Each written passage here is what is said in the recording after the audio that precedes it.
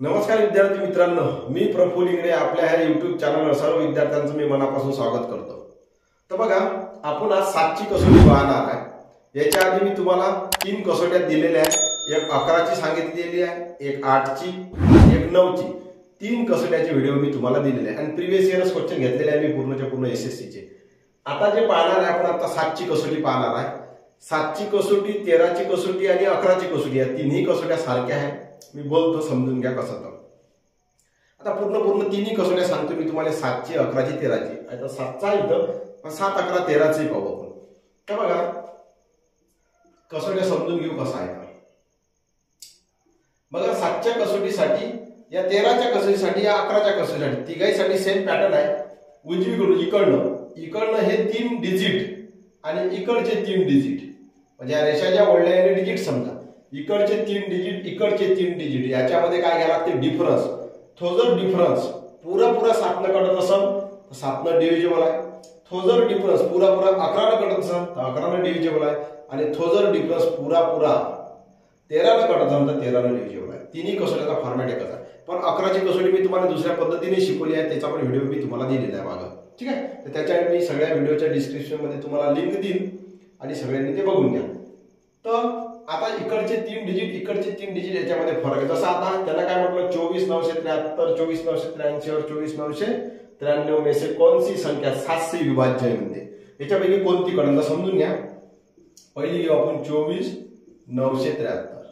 इकडनं 3 digit check करायचे, इकडचे 3 डिजिट आणि इकडचे 3 डिजिट। आता इथं डिजिट 2च आहे, याच्या पुढे 0 लावायचा। 3 डिजिट एक जर असेल तर 2 0 लावायचे, 3 डिजिट इकडनं 3 डिजिट घ्यायचे। याच्यामध्ये अंतर घ्यायचं, याच्यामध्ये फरक पहा किती होते, 949। फरक किती होते? 949। आता हा जर फरक पुरा 7 नी कटत असेल तर 7 न डिव्हिजिबल आहे। 7 नी कटते का पहा, 7 एक 7, 2 उरले, 7 त्रिक 21, 3 उरले, 7 5 35, किती उरले? 4। तर 4 रिमाइंडर उरला। जेव्हाही कोणताही नंबर कटणं म्हणजे रिमाइंडर किती उरला पाहिजे? 0। याच्यात 4 रिमाइंडर उरला तर हा कटत नाही। हा सेम कॉन्सेप्ट हा जो आहे 949, हा जर 11 नी कटत असेल तर तो 11 नी डिव्हिजिबल आहे। आणि हा सेम कॉन्सेप्ट डिफरन्स 13 नी कटत असेल तर 13 नी डिव्हिजिबल आहे, त्याचा अर्थ असतो। तर पहिलं होय नाही, मग दुसरी चेक करू आता आपण। दुसरी काय आहे? संख्या बरोबर 24,983। आता हिच्यापेक्षा हे किती जास्त आहे? 10 जास्त आहे। तर याच्यामध्ये रिमाइंडर किती उरला आहे? 4। आणि ते जर 10 एक्स्ट्रा घेतले तर 10 च्या किती रिमाइंडर जास्त उरल? 14। आणि 14 बघा बरं 7 न कटते का पुरा? हो, तर हेच संख्या तुमची 7 न कटणारी आहे। आता नंतर भागत नाही बसायचं, काऊन नाही भागाचं पाहून घ्या। आता याच्यावर 7 न कटल्यामुळे किती बाकी राहिला पहा बरं। हे 7 न समजून घ्या, एखादा नंबर पुरा कटत, 4 जास्त राहिला ना, मग हे अजून याच्यामध्ये 10 जास्त आहे, 4 आणि 10 किती जास्त आले? 14। तर 7 न 14 कटल ना, म्हणून हा नंबर कटल। आणि त्याच्यानंतर याच्यापेक्षा हा नंबर अजून 10 न जास्त आहे, तर हे तर 14 कॅन्सल आउट झाले पुरे। तर हे 10 रिमाइंडर आहे, तर 10 रिमाइंडर मध्ये 7 गेले तरी रिमाइंडर किती आहे? त्याच्यामध्ये 3 आहे त्या संख्येमध्ये। हे कळत नाही तर फक्त हे तुमचं बी नंबर, हे ऑप्शन तुमचं बी नंबर, हे तुमचा आन्सर होईल बी नंबर। कसं पुरे चेक करू ते तुम्ही लक्ष द्या। इकडचे 3 डिजिट, इकडचे 3 डिजिट। आता बघा, याने लेस केलं तर किती होते बघा बरं। हा जर 84 म्हणलो असता आपण, 984, तर याच्यामधून हा गेला तर किती उरला? 24 गेला तर 900 किती उरते? 60। 960 नाही उरल, 959 उरल, ठीक आहे। पहा आता याने 13 न भाग जाते का पाहू आपण। तर 13 न भाग जाते का? याने चेक करा। 13 नाही, 7 न किती भाग जाते का? 7 न। 7ची कसोटी चालू आहे पहा। 7 एक 7, 7 एक 7, किती उरले मग? 2। 7 तरी किती झाला? 21, मग किती उरले? 4। 7 साठी 49 आहे, पुरा कटला। त्याने चेक करून घ्या, एक राहिला आपला, त्याने चेक करून घेऊ। एवढा वेळ नाही लागला पाहिजे, जसं मी पहिले सांगितलं तुम्हाला, खास फॉर्मॅटला चेक करायचं असतं त्याने चेक करून घेतो। बघा, 24,993 मधून 24 काढला, हा 94 असतात। 94 24 गेला तर 900 किती राहील?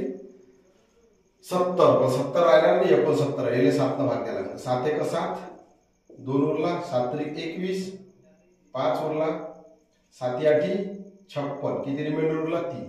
हाही कटत नाही, एकच आन्सर आहे तुमच्यावर। पण असं एवढं मोठं काढून नाही पाहायचं असतं त्याने, एवढं मोठं काढायला भरपूर वेळ लागायचा आहे। म्हणून काय करायचं, इच्छा इथं बघायचं, ह्या कटत नव्हता, याच्यामध्ये किती रिमाइंडर राहून राहिला? शिल्लक 4। याच्यापेक्षा हा 10 न मोठा नाही काय? 73 नंतर 83, 10 मोठा आहे तर याच्यामध्ये तो 10 उरल हा 4 उरल, किती उरल 14. 14 सातनं कटते बघा. त्याच्यानंतर हा 10 ना जास्त आहे, हे 14 तर कटला, उरले किती 10. 10 मधले 7 जर हटवले तर रिमाइंडर 3 नाही राहील काय असं.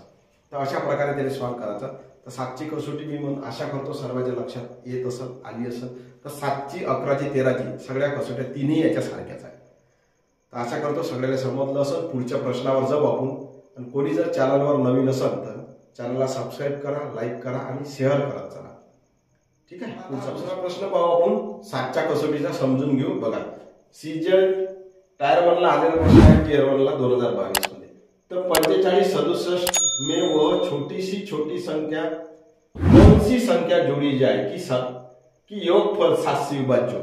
म्हणजे त्याच्यामध्ये अशी लहानात लहान संख्या कोणती जोडली पाहिजे तर ती संख्या पुरी 7 कटली पाहिजे. तर बघा बरं थोडस. तर 45 67 मध्ये अशी लहानात लहान संख्या कोणती जोडली का ते पुरी कटलं. तर बघा 7ची कसोटी समजली आता तुम्हाला. तर उजवीकडून किती डिजिट 3 चे पेअर करायचे. हे 3 डिजिट आणि इकडचे 3 डिजिट. आता इथं 3 डिजिट नाही आहे तर याच्या पुढे तुम्ही 2 झिरो लावू शकता. हे 3 डिजिट, हे 3 डिजिट. याच्यामध्ये काय घ्यावं लागेल डिफरन्स. तो डिफरन्स पुरा 7 कटला पाहिजे. आता थोडं जर तुम्ही लक्ष दिलं तर 56 7 हा 7 जर 56 567 ने काटला तर पहा बरं 7 8 56 7 1 पुरा कटते. पण जर आपण 4 वजा केला तर कटणार आहे का नाही. मग किती जोडा लागणार आपल्याला 4च. किती जोडा लागेल 4 आन्सर. आलं लक्षात नसेल तर वेळा लक्षात एकदा सांगून देतो. काऊन हा नंबर कटून राहिला तर त्याच्यातून 4 वजा केले आपण तर 4 कमी होईल ना. मग कटल का नाही. मग 4 जर बरोबर टाकला पहिलेच तर बरोबर कटल ना असं. चला समजून घे तसं. 567 मधून 4 वजा करा तर 500 किती होते 63. 500 किती झाले 63. आणि या 563 ने 7 भाग द्यायचा. 7 1 7 7 8 56. 56 मधून 56 गेला पुरा कटला.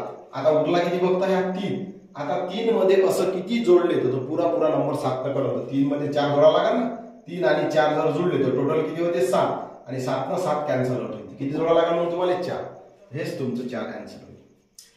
तर अशा प्रकारे 7ची डिव्हिजिबिलिटी चेक करायची असते. इकडून 3 डिजिट आणि इकडचे 3 डिजिट आणि इकडच्या 3 डिजिट मध्ये जर फरक पुरा 7 न कटतो तर 7 न डिव्हिजिबल होईल.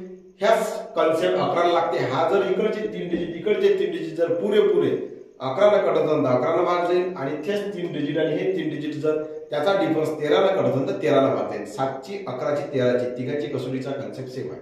पण 11ची मी दुसऱ्या प्रकारे तुम्हाला सांगितलेली आहे. तो पण व्हिडिओ सगळ्यांनी बघून घ्या. मी याची डिस्क्रिप्शन मध्ये सगळ्याला लिंक देईन. तर आशा करतो लक्षात येत असेल. पुढचा प्रश्न पाहू आपण. नेक्स्ट प्रश्न शेवटचा प्रश्न आहे, बघून घेऊ 7च्या कसोटीचा. तर बघा काय म्हणते. जब एक पूर्णांक n को 7 से विभाजित किया जाता है तो शेषफल 3 बचता है. जब किसी संख्या के 6 गुने को 7 से विभाजित किया जाता है तो शेषफल क्या बचेगा. म्हणजे एक असा नंबर आहे म्हणते हा n. याले जर तुम्ही ह्या n ने जर तुम्ही 7 न भाग दिला तर जो बाकी राहते तुमचा शेषफल तो किती राहते म्हणते 3. म्हणजे अशी संख्या आहे कोणती तरी हा n. याले जर तुम्ही 7 न भाग दिला तर बाकी किती राहते म्हणते तो 3. जब किसी संख्या के 6 गुने को 7 से विभाजित किया जाता है तो शेषफल क्या बचेगा. मग आता जेव्हा ह्या संख्येने जेव्हा तो 7 न भाग देईल तेव्हा बाकी 3 राहील. तर मग जे कोणती संख्या आहे म्हणते तिचा जर तुम्ही 6 टाइम केला तर किती बाकी राहील म्हणते. मग आता मला सांगा हे ओरिजिनल मध्ये n काहीतरी असेल ते तर आपल्याला काही माहित नाही. असेल काहीतरी संख्या n.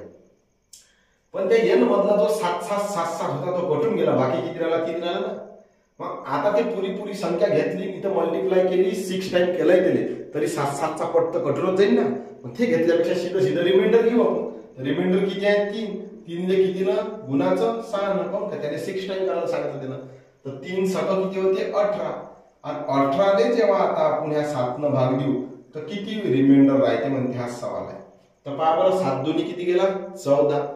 7 दोन्ही 14 गेला तर रिमाइंडर किती उरला 4. तर किती बाकी राहील 4. हेच तुमचं 4 आन्सर. हे 4 तुमचं काय झालं आन्सर. तर अशा प्रकारे 7ची कसोटी होती पुरी जे की आपण पाहिली. 7ची कसोटी प्लस त्याच्यातच रिमाइंडर थेरम पण शिकवला मी तुम्हाला. तर आशा करतो सर्वांच्या लक्षात आलं असेल. 7ची कसोटी म्हणजे इकडनं 3 डिजिट इकडनं 3 डिजिट त्याच्यामध्ये जो डिफरन्स घेतो आपण तो डिफरन्स 7 न कटत तर 7ची कसोटी लागते. तोच डिफरन्स 11 न कटत तर 11ची कसोटी लागते. आणि तोच डिफरन्स 13 न पुरा कटत तर 13ची कसोटी लागते. तिन्ही कसोटी ॲट ए टाइम असते. तर आशा करतो सर्वांच्या लक्षात आलं असं. कोणी चॅनलवर नवीन असेल तर चॅनलला सबस्क्राईब करा, लाईक करा आणि शेअर करत चला आणि कमेंट करत चला. समजत आहे नाही समजत आहे, काय अडचण असेल तर सगळ्या कमेंट करा सगळ्यांनी मला नेमकं काय. तर चला, आशा करतो सर्वांच्या लक्षात आलं असेल. थँक्यू.